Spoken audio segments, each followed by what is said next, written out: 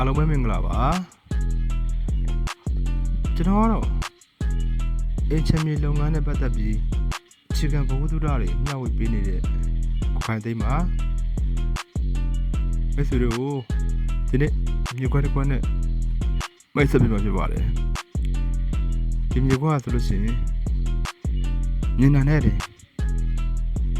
ကြိုက်မှသိကြပါတယ်ဘာကြောင့်လဲဆိုတော့ဒီမြေခွက်အကျေဝအနေထားပေါ့နော်အချက်ချာကြတဲ့မြေခွက်တစ်ခွက်ဖြစ်တယ်ဆိုတာလေးပြောချင်ပါတယ်ဈေးနေကြောင်းနေပြီးတော့ဆေးရုံတွေပါလည်းနေရဒီလိုမျိုးနေတဲ့တာနယ်လမ်းမကြီးရဲ့မေးခြင်းဖြစ်ပါတယ်သွားလာရတာလွယ်ကူမယ်လုပ်ငန်းကြီးသွားတွေအတွက်တကယ်အသုံးဝင်မဲ့မြေခွက်တစ်ခွက်ဖြစ်ပါတယ်မြေခွက်ရဲ့အကျေဝကတော့ပေ45ပေပေ100ကျယ်ဝန်းပြီးထောင်းခွက်တစ်ခွက်ဖြစ်ပါတယ်အားလုံးကိုကျေးဇူးတင်ပါတယ်ခင်ဗျာ